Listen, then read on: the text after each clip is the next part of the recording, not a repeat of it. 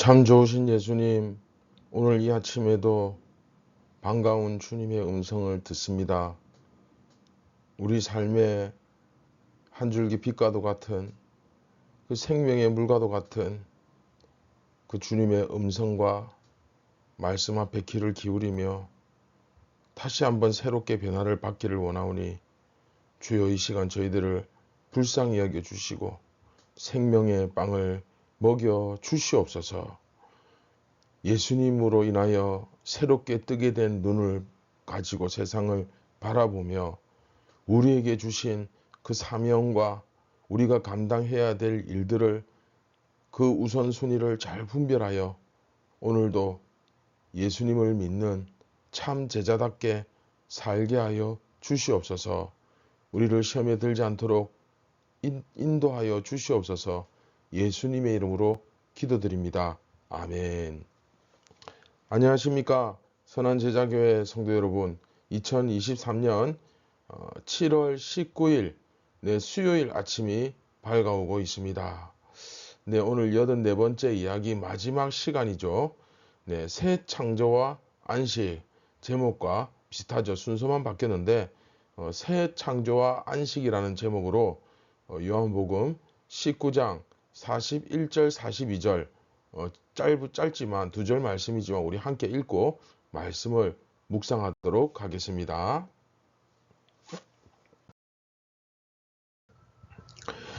예수께서 십자가에 못 박히신 곳에 동산이 있고 동산 안에 아직 사람을 장사한 일이 없는 새 무덤이 있는지라. 이 날은 유대인의 준비일이요 또 무덤이 가까운 고로 예수를 거기 두니라.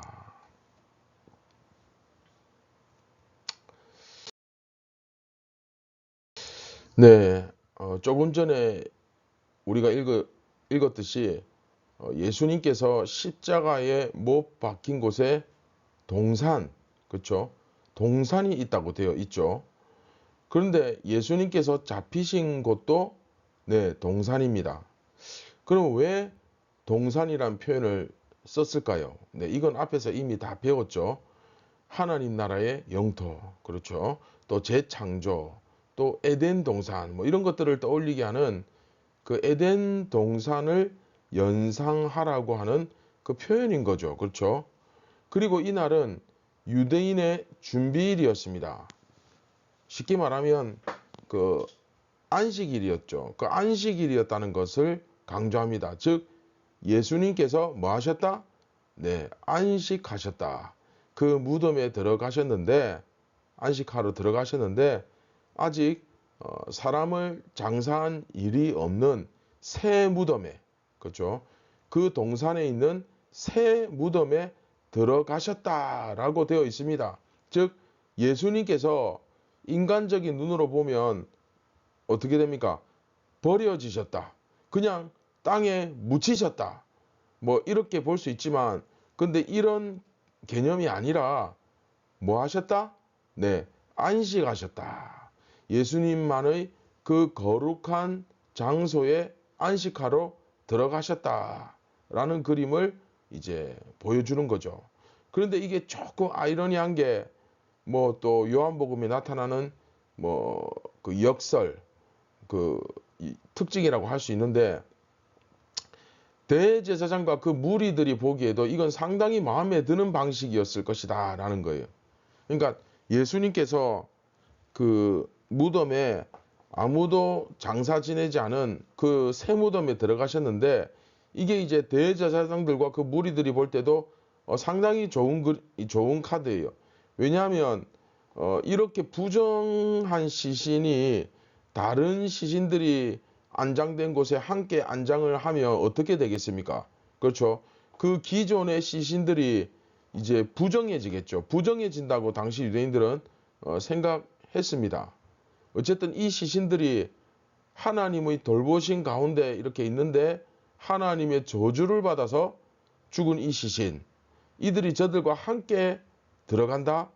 하나님의 백성들이 묻혀 있는 곳에 함께 묻힌다. 이건 도저히 상상할 수 없는, 받아들일 수 없는 거예요. 그런데 그것도 그냥 부정해진 것이 아니라 십자가 처형이라는 최악의 그 부정한 방법으로 죽은 시체 아닙니까?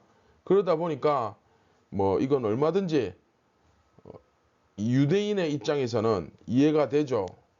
다른 이들의 시신을 더럽힐 수 없다. 뭐 그런 생각을 했기 때문에 차라리 기존의 무덤이 아닌 혼자 따로 다른 사람들을 장사 지내지 않은 새 무덤에 따로 들어가는 것은 이제 대제사장과 그 무리들이 보기에도 상당히 흡족했을 것이다. 마음에 드는 그런 방식인 거죠.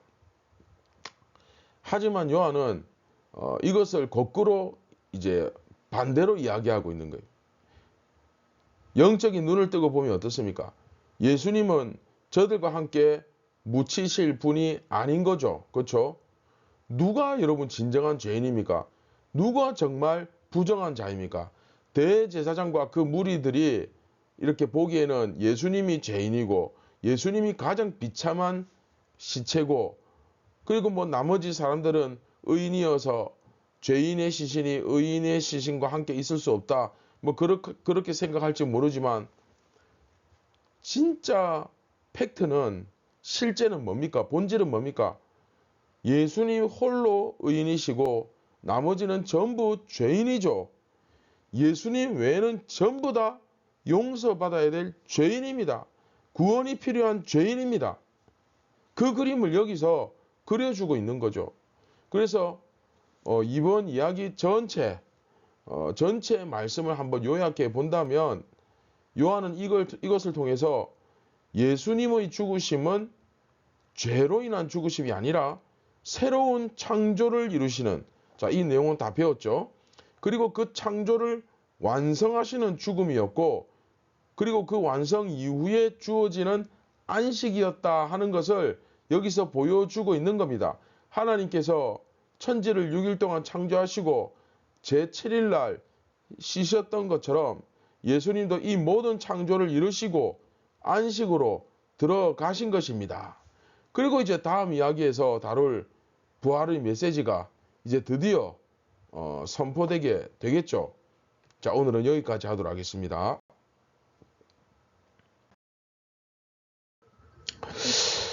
자, 그러면 묵상과 적용을 한번 해보겠습니다. 자, 예수님께서 이제 새로운 하나님의 나라를 창조하셨습니다. 예수님은 어떤 분? 새로운 하나님의 나라를 창조하신 분. 그럼 요한은 이제 유대인들은 사실 버려졌다기보다는 사실 새롭게 되었다. 그 얘기를 하고 싶은 거예요. 유대인들은 이제 자기들이 우리 왕은 가이사다. 정말 책임질 수 없는 그런 엄청난 주장을 했음에도 불구하고 요한은 유대인들을 하나님께서 완전히 포기하셨다라고 말하고 있지는 않습니다. 물론 그들 중에 대제사장과 같은 악인들은 제거될 것이다. 분명히 망할 것이다. 하지만 그 가운데 아리마대 요셉과 같은 또 니고데모와 같은 그런 사람도 있을 것이다. 아직까지 좀 두려워서 긴가민가 해서 마음에 뭔가 확신이 없어서 예수님을 믿고 끌리고는 있지만 아직까지는 내가 예수님의 제자라고 말하기는 좀 어려운 그런 사람들이 분명히 있을 것이다. 그렇죠? 또 계속해서 요한은 이렇게 이야기하는 거죠. 한번 생각해 봐라. 응?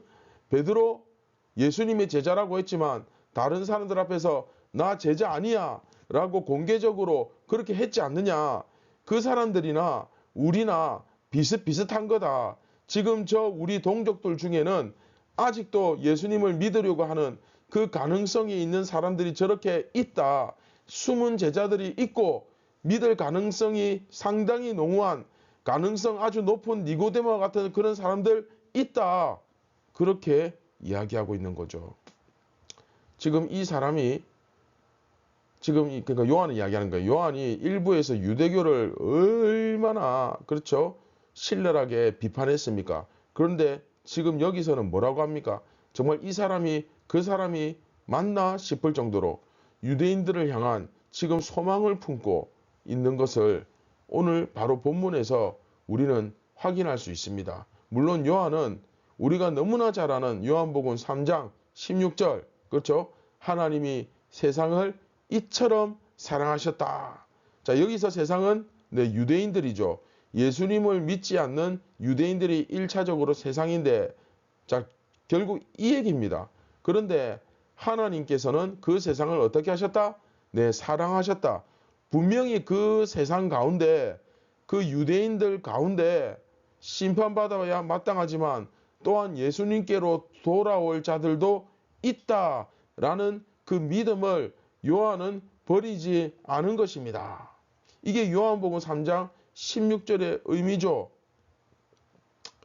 자, 우리는 교회와 이 세상을 바라볼 때 바로 이 요한의 시각을 배울 필요가 있습니다. 요한은 자기도 유대인이잖아요. 그렇죠? 유대인이지만 자기 동족인 유대인과 유대교의 어두운 면, 그 사악한 면을 절대로 간과하고 그냥 넘어가지 않습니다. 분명히 잘못되었다. 막 신랄하게 비판하면서, 그렇죠? 비판합니다. 그렇죠? 5장부터 12장까지 긴 장을 할애해서 그야말로 완전히 박살을 냅니다. 이게 도대체 뭐냐 하고 막 비판을 했지만, 그러나 그럼에도 불구하고 그들에 대한 소망은 또한 버리지 않습니다. 예수님을 통해서 그들이 분명히 회복될 것이다. 바로 그 소망을 포기하지 않습니다. 우리도 마찬가지. 사실 교회에 어두운 면들 많죠. 그것 때문에 교회를 떠나신 분들도 계시고, 소위 말하는 가난한 성도 되셔가지고 이 교회 저 교회 떠돌아다니거나, 또 나는 예수 믿는다고 말은 하지만 교회로 모이지 않는 분들, 실제로 교회로서 살아가지 않는 분들, 근데 분명히 계시죠. 교회가 분명히 잘못된 것을 아니야, 잘못 없어, 원래 교회는 다 그래, 그러나 그럼에도 불구하고 교회는 다 거룩해, 정결해, 뭐 하면서 눈을 가리고 그러면서 우리 교회는 괜찮아, 완벽해 라고 말하는 것은 어리석은 짓입니다. 비겁한 짓이죠. 옳지 않다, 잘못되었다 분명히 이야기할 수 있어야 됩니다.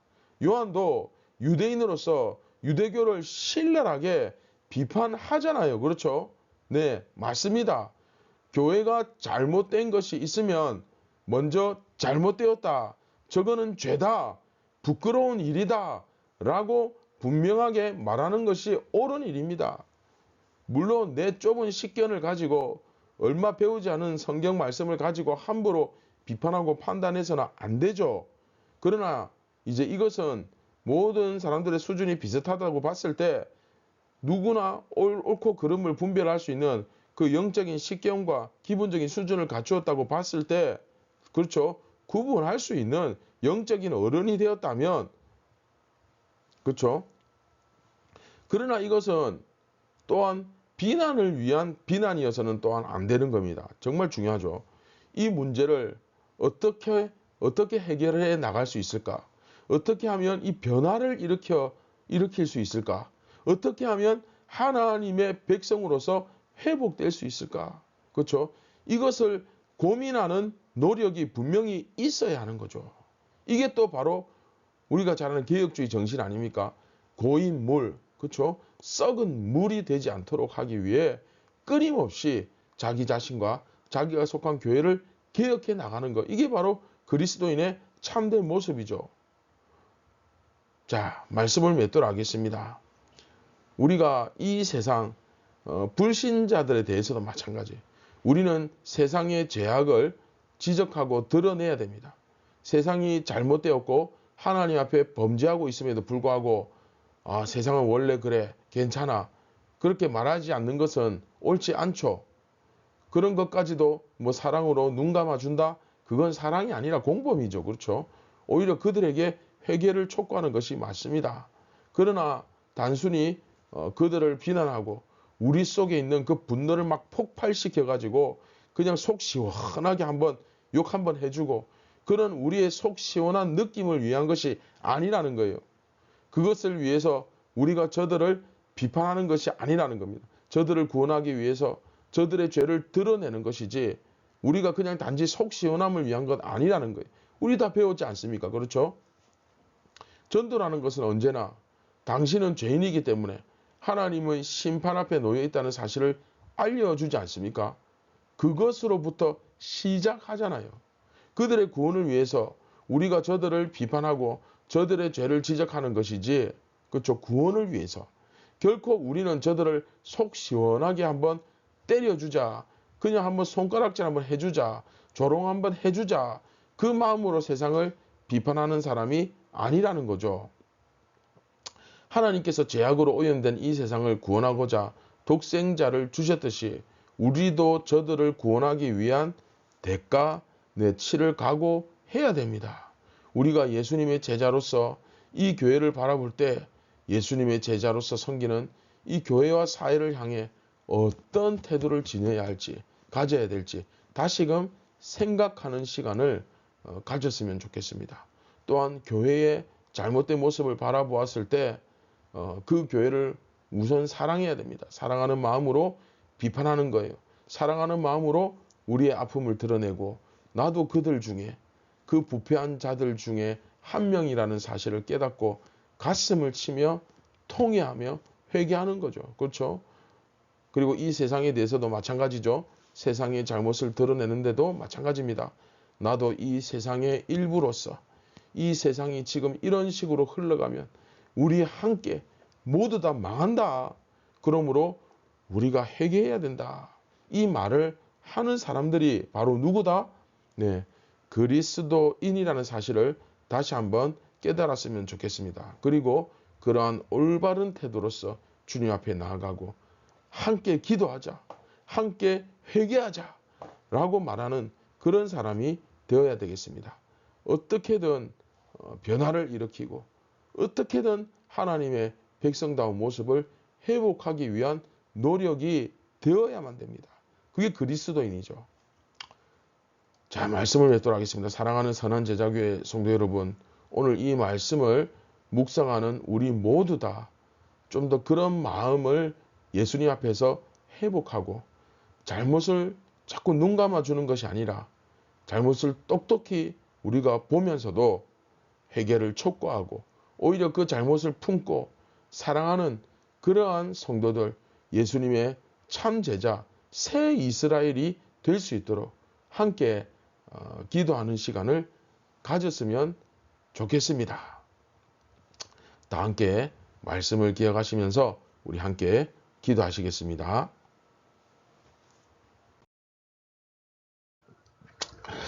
참 고마우신 예수님, 오늘 이 아침에도 감사를 드립니다.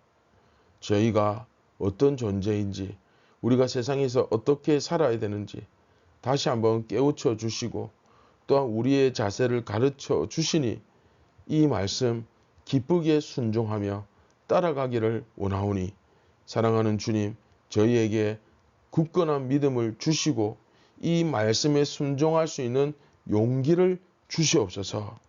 우리는 너무나 겁이 많고 나약하고 무지하지만 주님께서 함께 하심으로 말미암아 우리가 모든 이 두려운 일들을 감당할 수 있을 줄 믿습니다.